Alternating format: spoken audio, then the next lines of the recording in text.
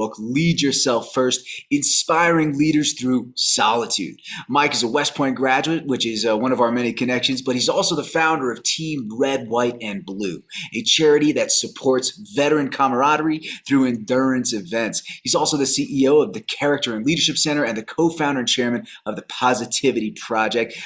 Mike, thank you so much for spending some time today with us. Hey, Rajiv, great to be here. I appreciate, you're a great hype man. So it's great to be here. Looking forward to the conversation. Right on. Well, first, I'd love for you to give us I'd love to give you an opportunity to introduce yourself in your own words. Tell us a little bit Sure. about Mr. Mike Erwin. Yeah, it's one of these things I always think about, this idea of resume versus eulogy. And you can look at the resume, right? How important it is to do things and accomplish things in life. But really, you hope when you pass, the people stand up and they talk about what kind of person you were. So I really think about when I were introducing myself about those words, my character attributes that I think about. So I'm enthusiastic, I'm grateful, I'm very optimistic, I'm high in perseverance. Those things are a big part of my character that I try to bring to life every day. As you already highlighted from the resume side or my bio side, I did a lot of stuff in the military, 13 years on active duty, 3 deployments. So learned a lot from all those experiences, and went back to graduate school, studied positive psychology and leadership at the University of Michigan, go Blue, and then came back to West Point and taught, where I was an assistant professor. And actually that's where I'm at right now, is I'm up here on my Army Reserve duty. And so yeah, beyond that, I'm a father of 5. So got kids that are 1 through 11 years old. So things are always crazy in the Erwin household. And that household is a 32-acre hobby farm. I say hobby because, it's not a living, but, we still put in the work growing plants and fruits and vegetables and raising animals and doing all that. So it's great to be here. I imagine that farm lends itself to a lot of solitude. Mm. It does. When you read the foreword from Jim Collins in the book, he actually profiles Sam Walton, and Sam Walton talked about what he called tractor time and how important tractor time was to him as he was leading the explosion and the growth of Walmart over time. So it does, whether you're carrying food out to the pigs or whether you're picking up eggs out in the hen house or you're on the tractor, there is a lot of opportunities that is not very conducive to being on your cell phone, but is very conducive to solitude. So I love it. Well, let's back up a little bit because I think yeah. we're both going to go and resonate on this topic a lot. But tell us a little bit about Lead Yourself First. What is the book about and why did you write it?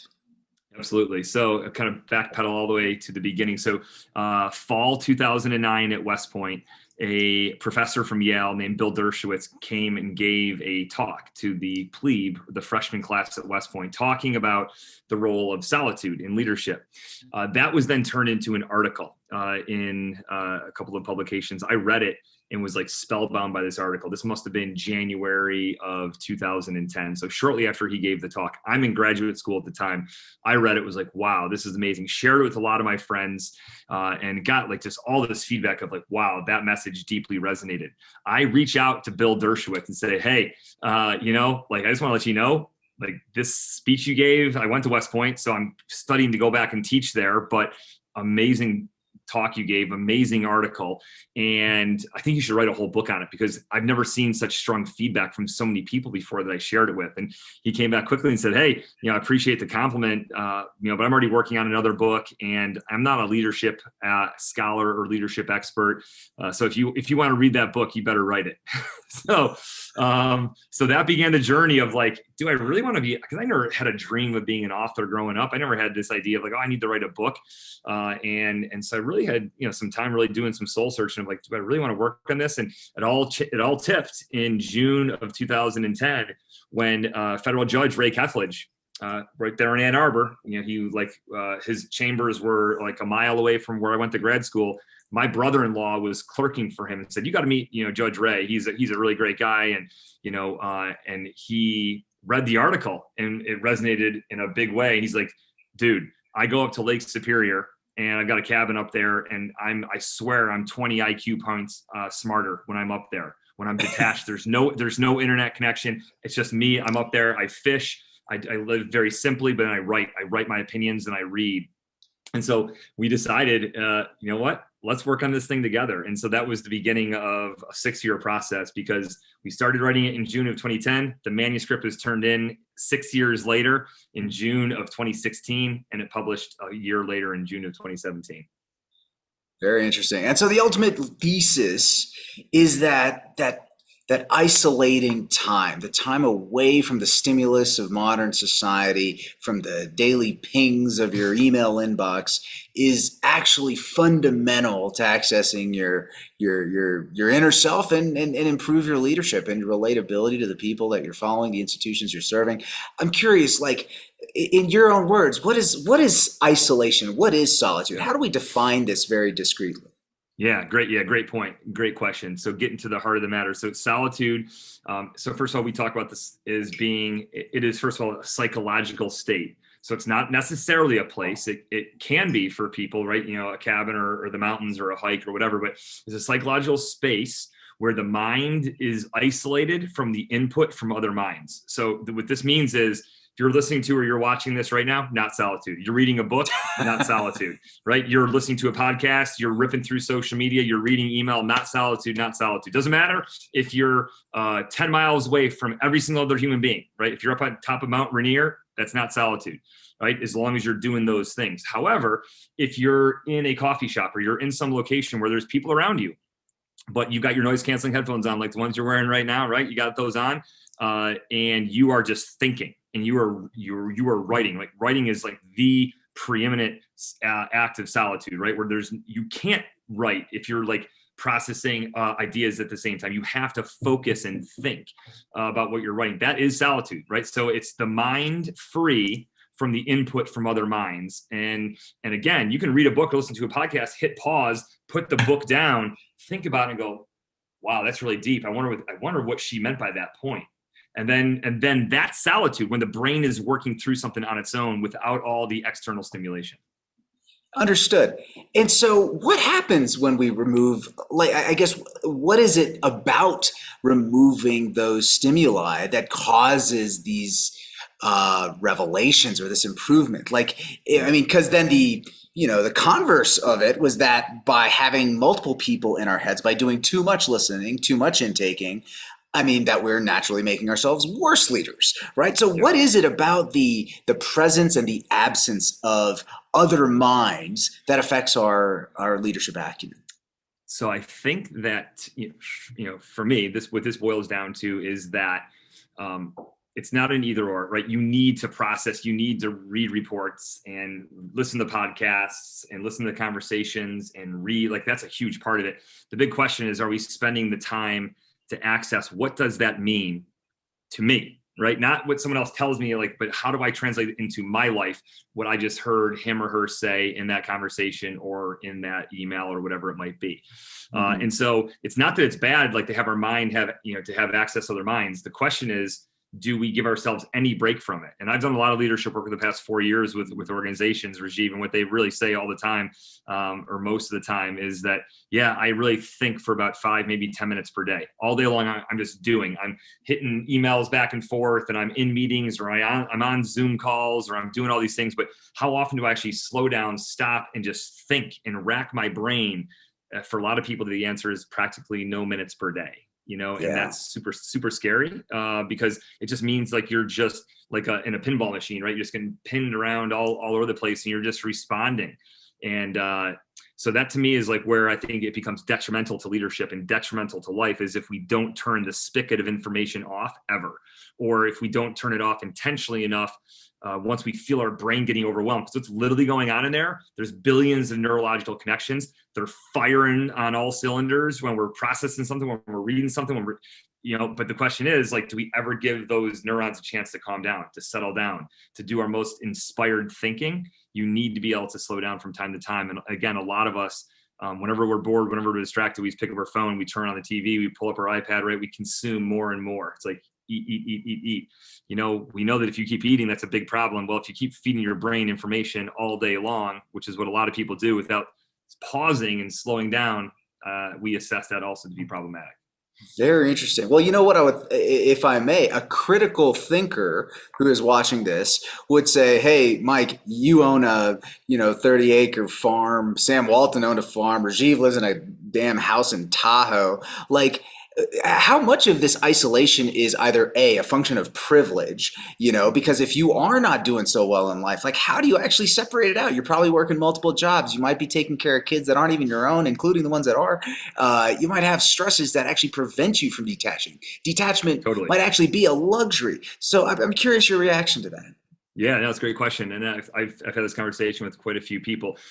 So I would say that, like, no matter how stressful your situation, no matter how many irons in the fire you've got, I think that the argument that we make in the book is not that you need to go be Emerson, right, or be Henry David Thoreau and detach for long periods of time. It's really, I think for a lot of people, we're talking 10 minutes here intentionally, 15 or 20 minutes there. What do you do when you start your day? What do you do at the end of the day? Can you find a pocket of time in the given day? And no matter how busy you are, how much stress, how many stressors you have, I think it's important to know that if you don't give yourself that space and that time to be able to slow down and to be able to process what's in your mind, eventually this is how we burn out, right? We need our brains need rest, our bodies need rest. We know it, that our body needs rest, yet because the brain is different, and this gets into the complexity of the brain, right? Why people so struggle to understand PTSD and understand depression and anxiety is like they can't see it, like they can see a cut on your arm. But the brain needs rest, no matter who you are, no matter how much stress you have in your life, how many jobs you're working, right? Again, going back to what we were talking about a little bit earlier, but if you're awake for 16, 17 hours a day, you have 115, 120 hours a week that you're awake. You've got to carve out a little bit of that time, right, to step back from it, because you'll be better for it, for your family, for your friends, and for your work. Very well said. So I think I think the most interesting takeaway here is like, look, everyone feels busy, right? The feeling of being so stretched Mhm. thin is actually ubiquitous, I believe, across all socioeconomic classes, all races, all Yeah, professions. Like I have never said someone who says, "Yeah, I got so much time on my hands," right? yeah, And so totally. it would, and now of course that's not to say that it will be easier for some than others to create that space, but even as little of 10 minutes a day of just processing, Totally. preventing yourself from being affected by other minds. That's super interesting. Just out of curiosity, how do you build this into your daily life? I'd be interested to hear not only your practice of this theory, but also your any other interesting examples you've seen in the subjects you followed. Yeah, lots of interesting examples to share. But so for me, I think about this, conceptualize it in two ways. There's planned time, planned solitude, and then there's targets of opportunity.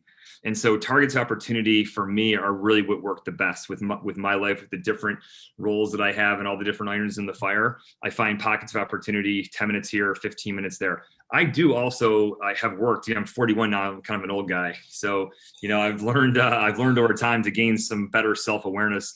But when I start to feel myself getting stressed and getting overwhelmed, and there's a lot going on, I can just break away and be like, hey, I need to go walk, or I need to go drive. I just need to go, and just kind of get away for 20 minutes and like give myself that pause button.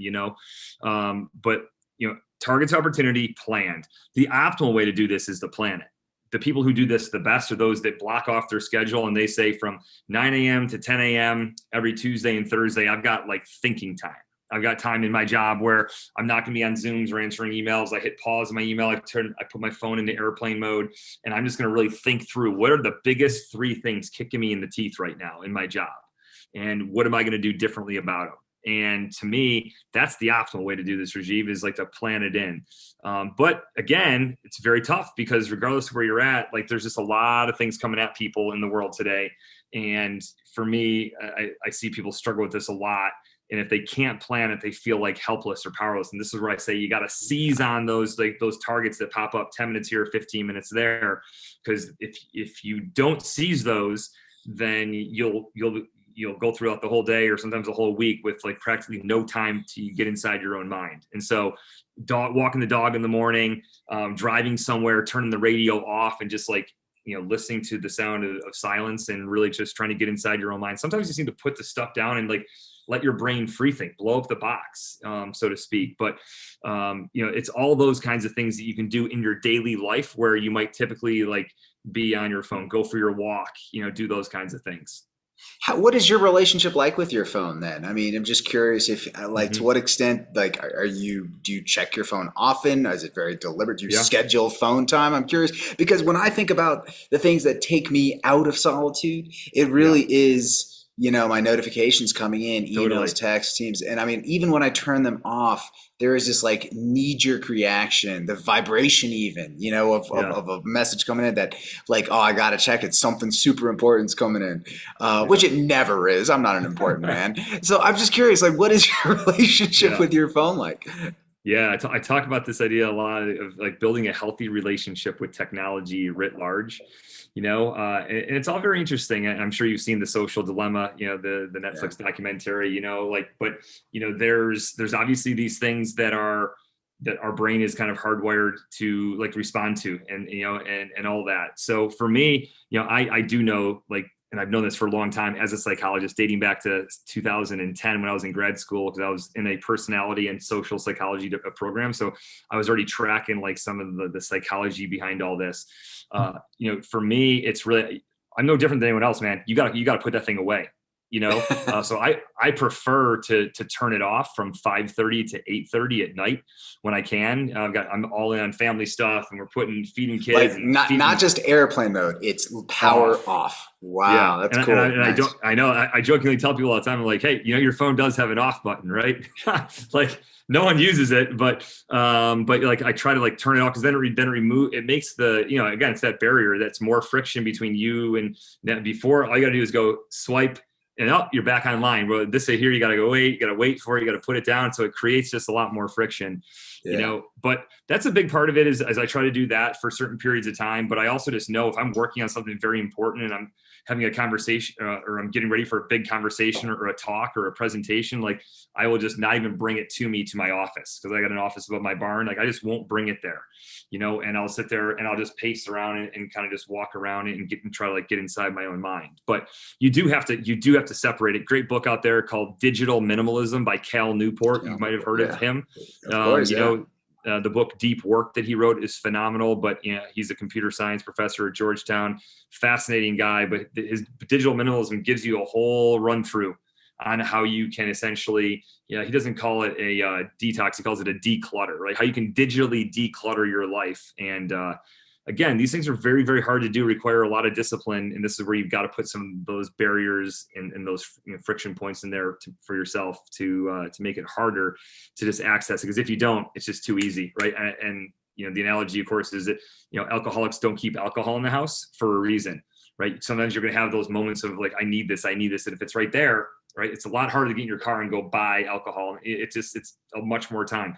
With our phones, most of us are addicted, whether or not we want to call it that or admit it that psychologically we are addicted on a similar level that a lot of people are addicted to alcohol and things like that. So it is, I think, important to know that if it is in your pocket, like you don't have the willpower. Don't kid yourself. Like very, very, very few people have the willpower to be able to do that. And then people beat themselves up when they like rip through their phone for 30 minutes. They're like, what did I just do? I just wasted 30 minutes ripping through Instagram and Twitter, and then they beat themselves Yeah. up over it. It's a really bad psychological loop that a lot of people get into. So it does become a matter of like separating yourself from it physically to make it easier for yourself to separate yourself from all those distractions that pull you out of solitude. Or just don't have the apps at all. I think I Yeah. recently just deleted them all off. I mean, I gotta say, let me ask you this, man. Generationally, when you Hmm. talk to, let me put it this way. I feel like I'm 35 years old, and I feel like someone who's 25 years old has exponentially more bandwidth to deal with more social media than I do. And then someone Yep. who's 15 years old, like they're on the freaking moon. Like they can do so much, and they have so much more digital bandwidth than I do. How much is our capacity limited by the generation in which we were raised? Where my first phone, I was like 20, 21 when I got my first phone. Hmm. Whereas my newborn daughter, I'm sure she'll get her first device before she's in high school. I mean, Yeah. to what extent is this a generational shift, like versus actually something that's happening ubiquitously across our population? Yeah. Yeah, I don't have the answer to that. It's a really deep question. I agree that people who are younger They're more agile, right, with their, their phone and all that. I'm just not sure that that translates into productivity. I go back to there's a Mm, great quote, and I'll mess it up, from Denzel Washington, but he gives a great, he's like he's the commencement speaker at some college. He's given this idea of like, don't confuse activity for productivity. It's like, just bro. because you're doing stuff, right, doesn't mean that it's productive. And it's a really deep, I mean, Denzel Washington, in my opinion, is like one of the most philosophical thinkers in the world today. I love listening Absolutely. to like how he like frames up and talks about this stuff. But like he talks about like that. So to me, that's a really important part of this conversation, is that no doubt, like objectively, I think people who are younger are definitely more agile, more nimble, able to process more, multitasking, do all that. I'm just not sure that that's actually a good thing when it comes to certain aspects of life. To include our relationships, right? Which is my second book coming out here, co-author with Willis Duvall, comes out in November. But like that's a big point that we kind of look at, is like, what is the effect of the information age and technology and all the distractions on relationships? Because when you're distracted from the person right in front of you, that's a whole nother topic of conversation from this one. But like it's arguably just as harmful to our relationships as it is to our ability to engage in solitude. And so it just, again, I'm on LinkedIn, I'm on Facebook, I'm on Instagram, I'm on Twitter, I'm on email. I get back to people. This is not like hey, go out there and be like, digitally aloof. I'm not one of those people. I'm just simply saying that I think we've got to have that hard conversation inward with ourselves about how much is that necessary, and what is the cost of being so, back and forth. So going back to your original question, is like, I don't know the answer to it. Like, I think time will still tell. But I think that, because I don't know enough about the neuroscience, about how like the brain changes over time, over a decade, between 25 and 35, but I don't think people will maintain their level of connection, and to their phone like they do at 25. They will at 35. Life happens. You get older. You learn things. You grow. You do all those things. And so I think that it really is more of a timing in life thing versus hey, you're Gen Z, you're Gen Y, you're Gen X kind of stuff. Yeah, I think that's very interesting. My observation is actually it's not actually a function of age or generation necessarily, but as a function of values. And I Mm-hmm. say this because I'm going to boil it down to something very easy, right? Like, let's just say that if you are of the mindset that a productive use of your digital time is to generate a quantity of engagement versus a group of quality engagers, right? The difference here to me is quality versus quantity. If you're interested in numbers, then obviously the amount of time that you spend on these digital platforms will yield more people just there, like clicking Yep. on your stuff, engaging with you online. And if that is your value proposition, if that is Yep. your goal, then obviously you're going to engage more. You're going to take those boundaries that should be there, and you're going to throw them out the window because that's your value.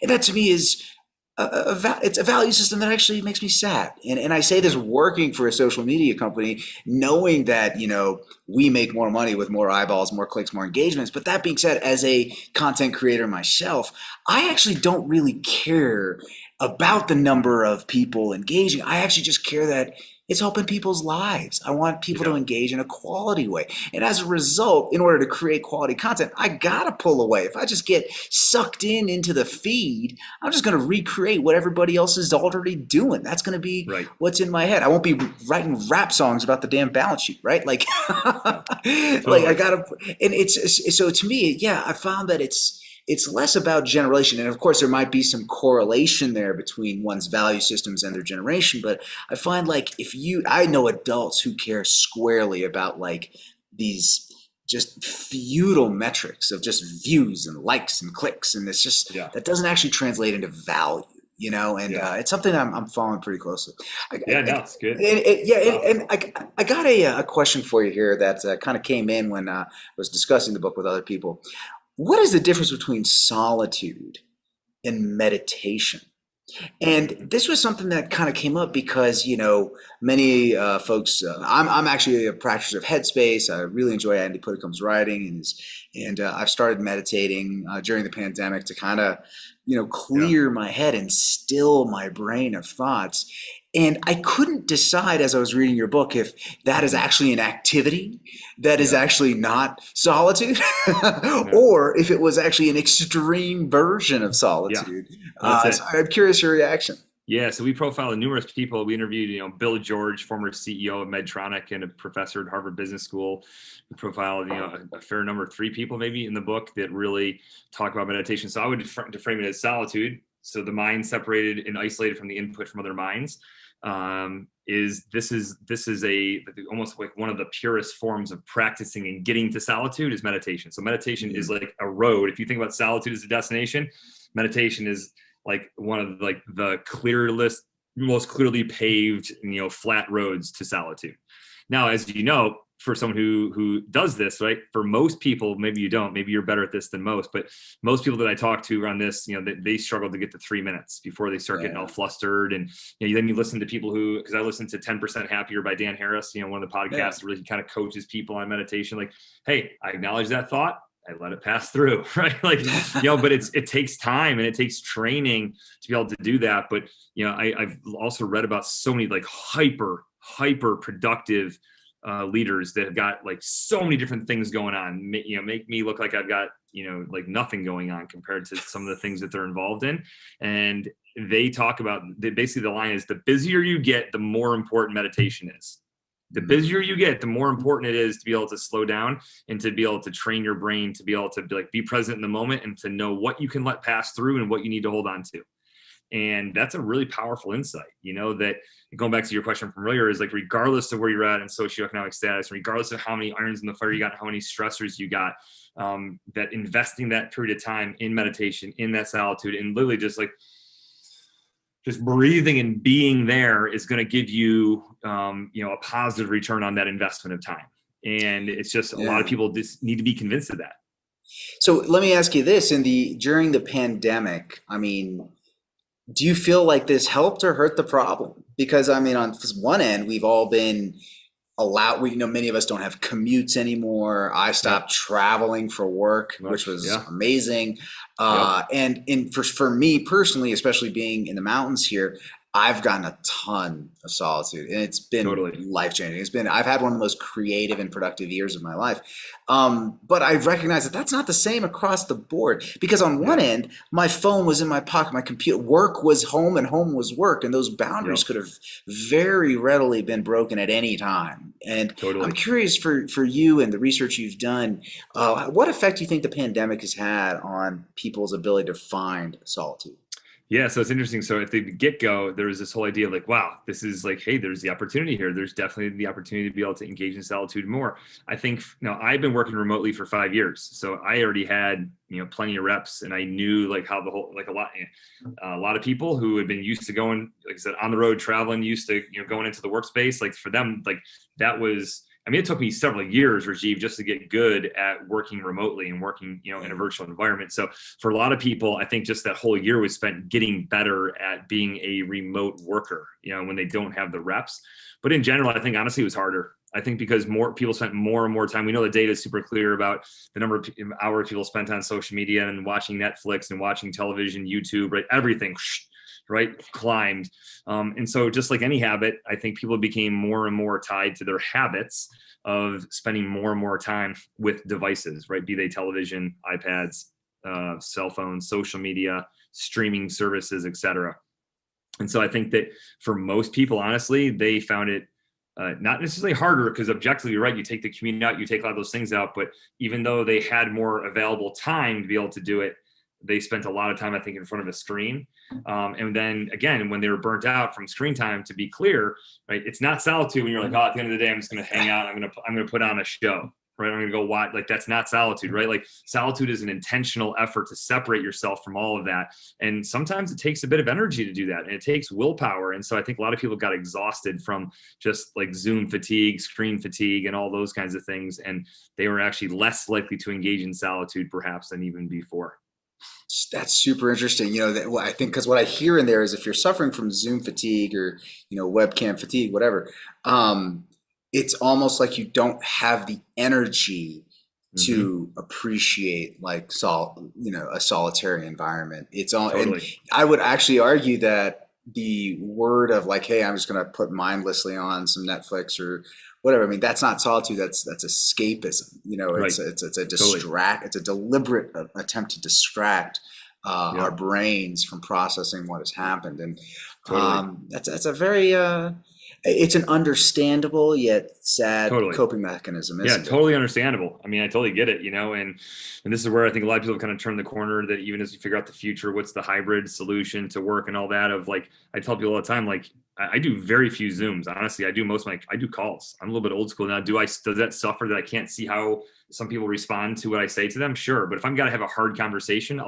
hey, let's get on Zoom, right? Let's talk about it so I can see how you're reacting when I'm giving you this feedback, Yeah. as often as I possibly can. But beyond that, just information exchanges. I think it's super important to be able to get out and walk and take those calls walking and just do like whatever the trade-off is, whatever you lose in terms of being able to see people, you gain in terms of like your step count. I got my Aura ring, San Francisco based, company, like, Nice. tracking my sleep, tracking my steps. And like, I love it. You know what I mean? That's Like, super and it's, cool. I try to hit 15,000 steps a day. And to be able to do that, I have to take some of my work calls walking, Yeah. so I think it's super important.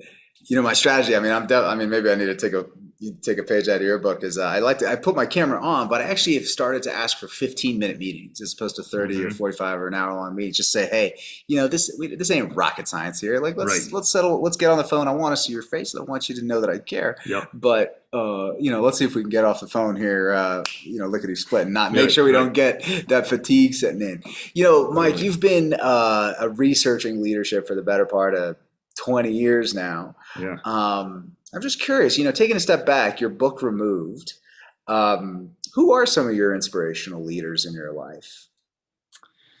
Yeah.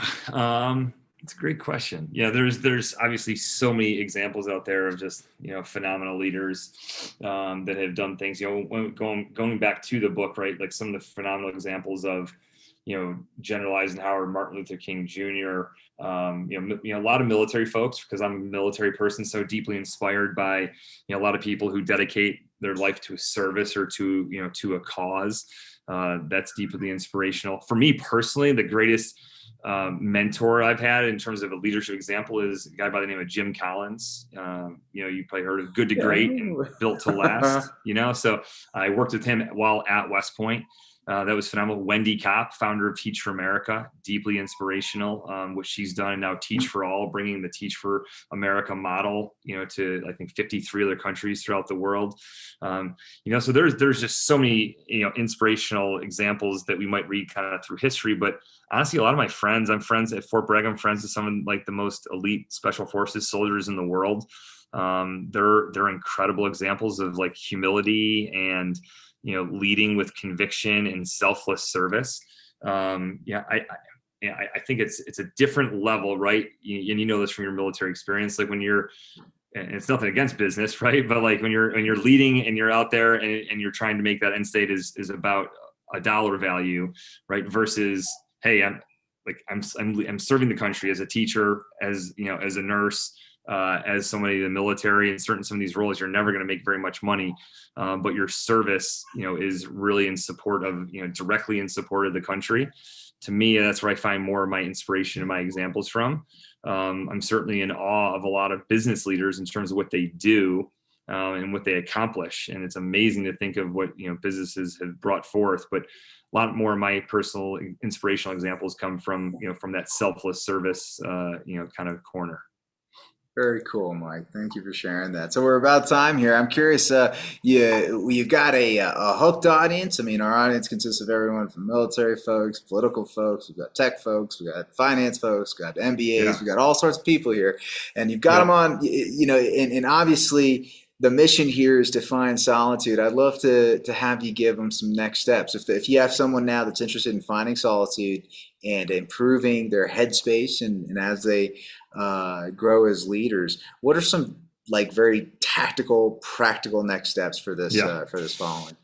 Yeah, so I think so. First of all, part of the purpose of the book was to inspire people. It wasn't to write a book to convince people of like, hey, this is the neuroscience and this is the science behind it. It really was centered around trying to inspire people through all these personal examples and stories, Rajiv. So that's one big thing I'd say when people read it. I think it's pretty easy to be inspired by that. But in terms of the tactical steps, I think it really is first and foremost really thinking through and being willing to audit your time and how much time you spend like on your computer and on your laptop and on your smartphone. That's a super uncomfortable thing to do, but auditing your time and leaning in is very important to do, to know how much time you're spending on those devices.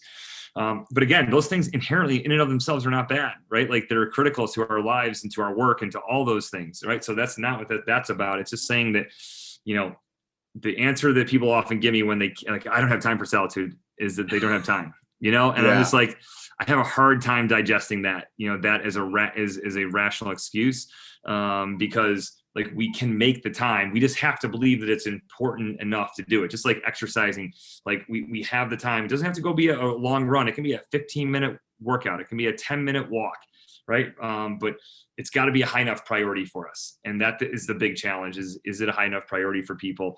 But yeah, separate yourself from your phone.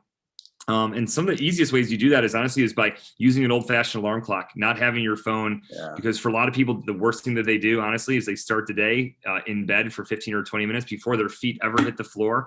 They have given their mind up to whatever emails and news and social media came in overnight, and they're already on the defensive for the day. So one of the best things you can do is carve that solitude out in that first 20 or 30 minutes. In the morning. Even if you got young kids like I do, then wake up before them, right? Like whatever it is you got to do, you got to wake up earlier. But doing that kind of stuff is super important, I think, for us to be able to get to that solitude. Because if we get it in the morning, it can often set the tone for the entire day. Here. Well said. I actually think that when I reflect on some of the ways I've started my day that have been very productive besides meditation, I mean, even just the morning ritual of like making my coffee, Totally. or even just like I'm about to go cook my family dinner.